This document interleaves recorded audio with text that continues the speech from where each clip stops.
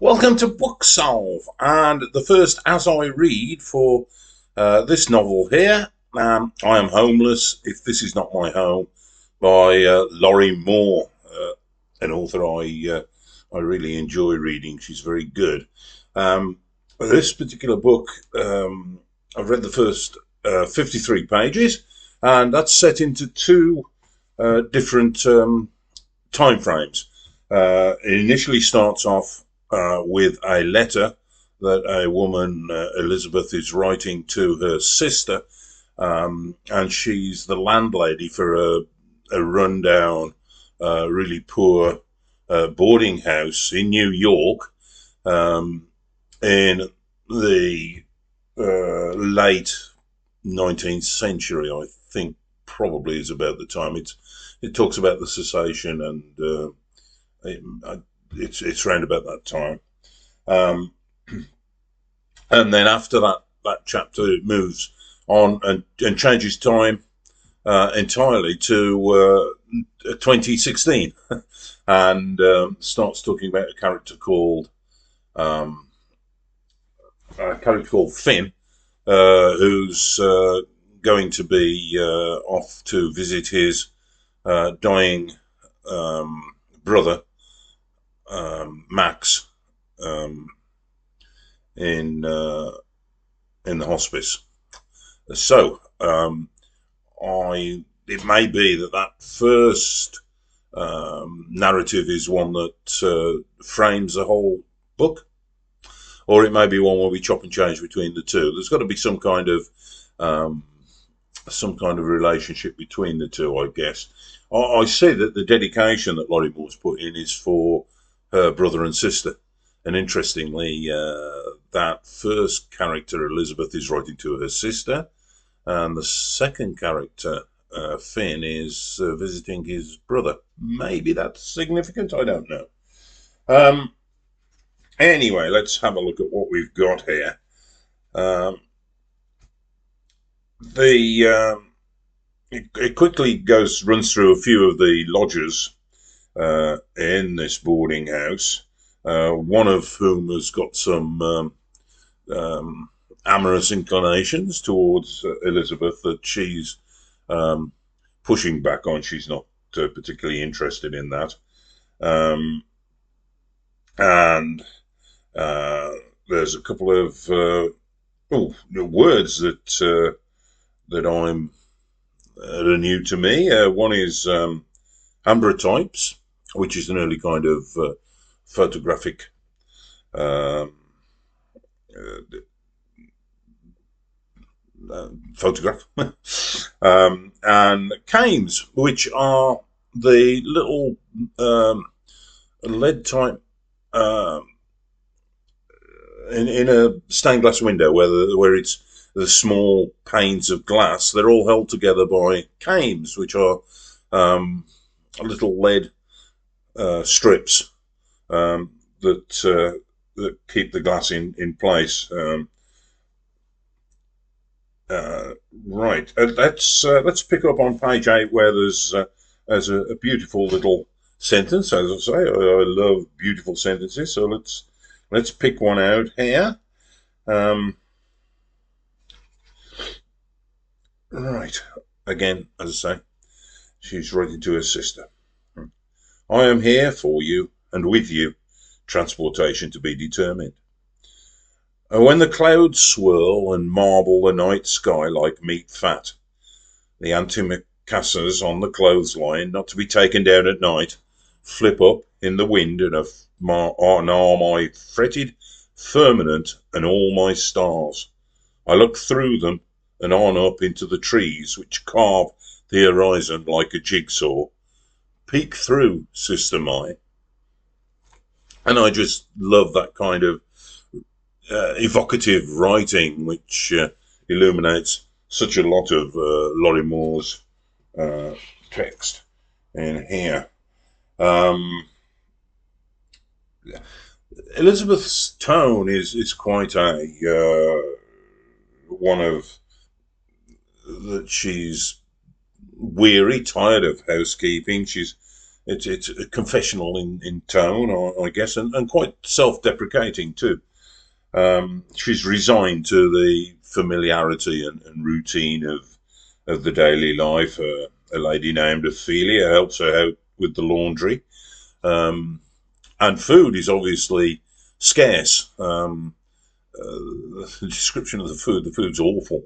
And she talks about having a little water trap to drown squirrels, which obviously provides some meat to add to the food menu that they eat there. The food is quite gruesome. I found another new word, panade, which is the kind of gluey stuff that you make from flour and water and things like that, which can bring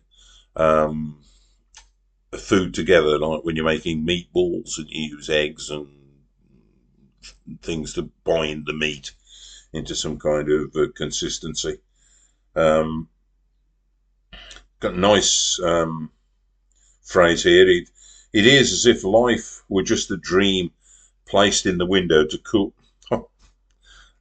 Was just a dream placed in the window to cool like a pie and then stolen. That's quite an American thing, I think, about pies being put in windows to cool and then them being stolen. Excuse me, I'm going to sneeze again. Chew, there we go. I've never heard that in the UK, here in the UK, except through American writing. It starts to have a little mention of all the new technologies that are coming in: electricity, railroads, hot air balloons, and talks about the prospecting that's happening in the west of the USA. How people rush off to try and find their wealth in gold or silver, and I think this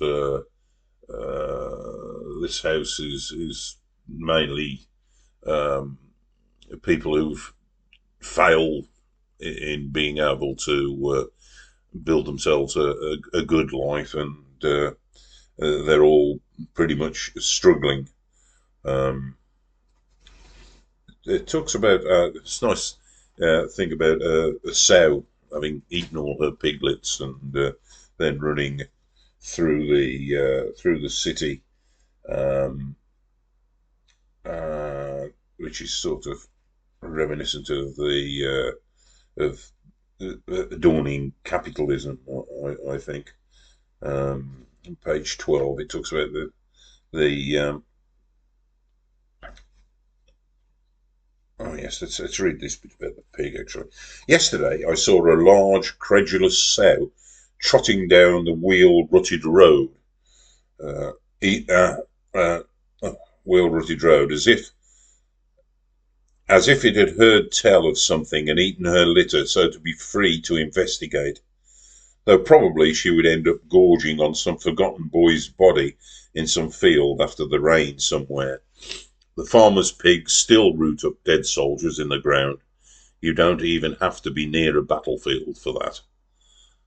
Some of these boys were deserters and stragglers, and all were hungry and shot, and now, years later, rummaged for as livestock feed.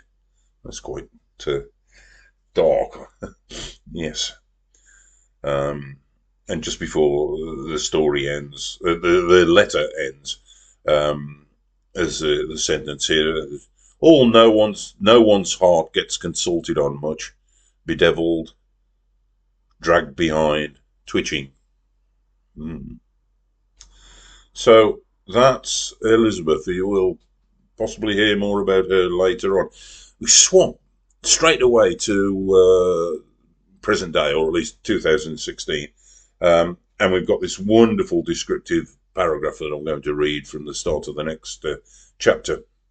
Korean griddle grease and the smoke from late morning weed in the air, winds light and variable, the sweet stink of sun-warmed trash bags.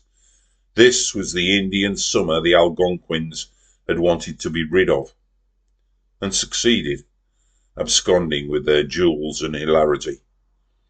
The vibrating scorch and scotch of the subway, sulphurous sewage exhaled from the hard open mouth of the Broadway local, block after block of brick and concrete buildings, some roaring, some asleep, caged in geometric jungles of scaffolding. Traffic rumbled like a sea. Ambulances practiced their glissandos. Authority was the merchandise as well as the port. Authority, in quotation marks, was everybody's brand. Vespers sped by, seemingly without riders. Ah, beautiful, wonderful writing. Um, we find out that Finn is in an Airbnb, having moved to New York not long ago. I think we sort of find out.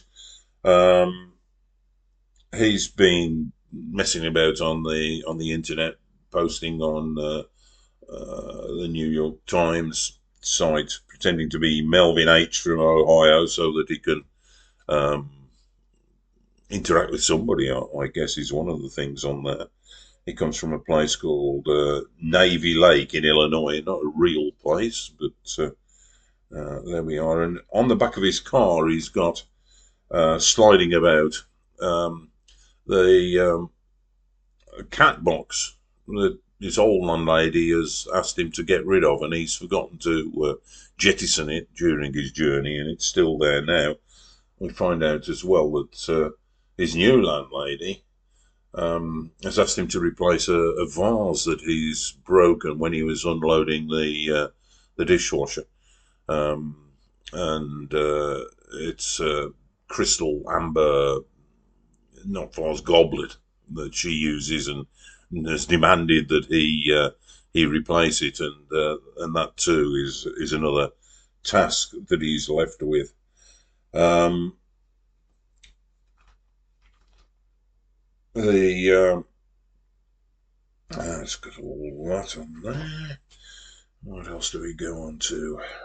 Um, he's driving, he's left and he's driving through New York on the way to visit his brother. He's trying to come up with anecdotes that are suitable for his brother, who he hasn't seen very much, and that are um, good to cheer him up.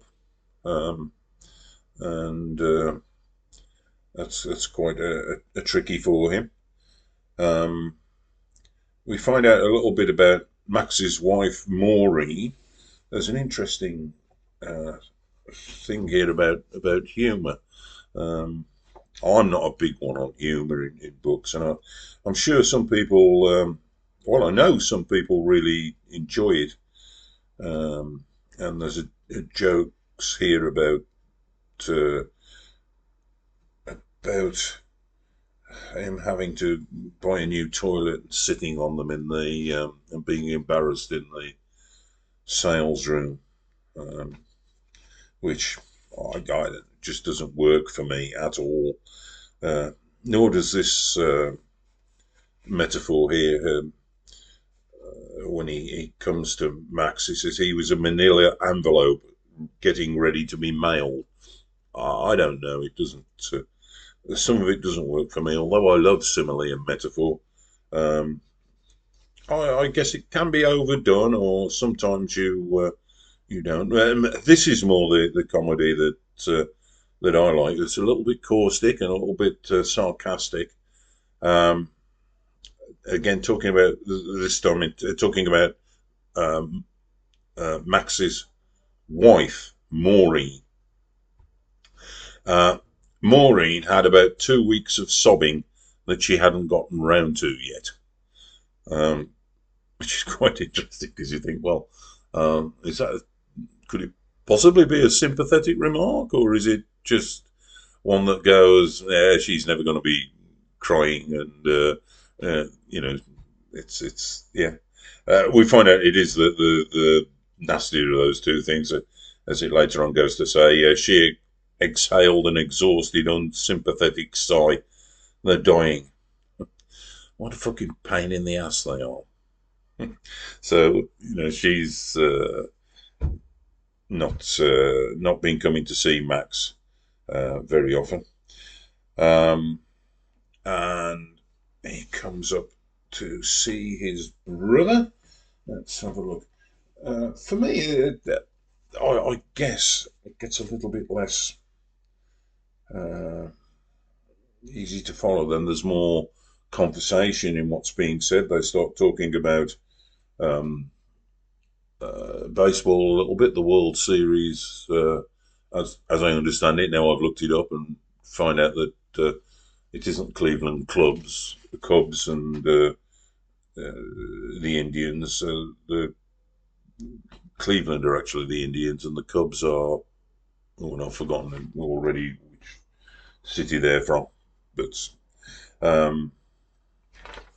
so, and they sort of half watch that going on, and there's at the end of the this period, Max Finn comes away not really knowing who's won or not. I think it's the third or fourth match in the World Series.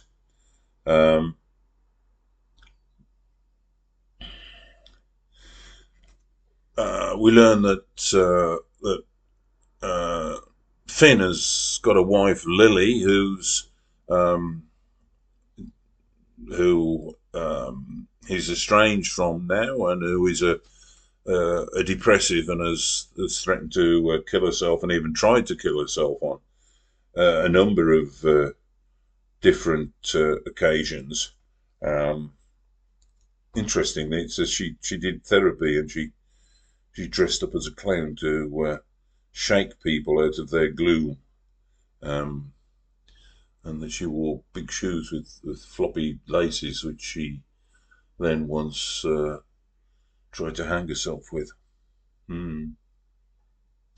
Finn talks about his work. He's a teacher, and he's anti-homework, and has been not working towards a curriculum. He wants to get the children to think for themselves, and teaches some kind of wild counter histories, alt consensus he calls them. He needs to take this all back from the barbarians, but some of the stuff is entirely conspiracy theories, which and he gets more and more het up about talking about this conspiracy theories, and we start to wonder about his sanity and how he's holding things together. He's got suspended from his job as a teacher. He says because the headmaster's wife has been coming on to him, and he's rejected her advances, and that's why it's happened. But we are sort of led to suspect that that's a made-up story, and in reality it's to do with the inadequacy of his teaching. Nice little line here on page 39 about Max. It describes his weakened state, obviously, in his last few days, really, I think. There was no saliva in Max's mouth, just the odour of an old mimeograph. That's quite nice, isn't it? And talk about trying to keep subjects, I suppose, away from the imminent death. And because Finn's life is such a mess, it sort of ends up on a couple of occasions where Finn is being consoled by Max rather than the other way about, which is kind of interesting. Yes, Finn's obviously quite a needy person.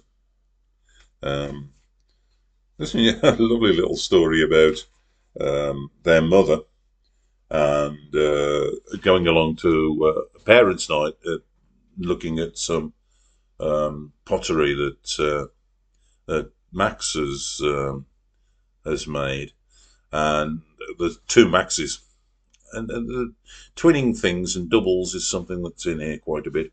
And she takes home the pottery ashtray from the other Max, and the other Max is way better at pottery, and she's kept this thinking or believing or wanting to believe that it's her own son's ashtray.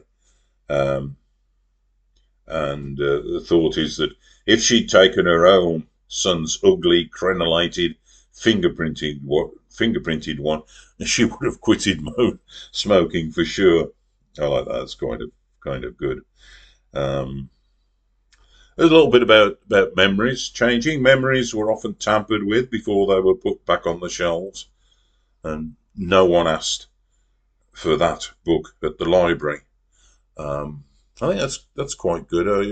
It's a commonly remarked thing that memories change as we use them and think over them, and that they get changed by a recollection. It's nice, interesting little twist there of nobody wants the original book. Nobody asks for it. Nobody asks that one to be taken down. Um, Finn eventually remembers to ask after Max's little baby, new baby that he's got with his wife. Max has got another stepson. His Maureen has been married before, and they start to get a little bit more embarrassed when it's time to leave about what they should talk about. And that's where we are. So, quite a long one again there. I do say for that, but that's the first 53 pages of this great book. I Am Homeless, If This Is Not My Home, by Lorrie Moore. This taken from a sign that we see somebody on the streets have saying, "I'm not homeless, this is my home." Which is quite a poignant thing. So, it's cheerio from Booksolve, and happy reading to you all.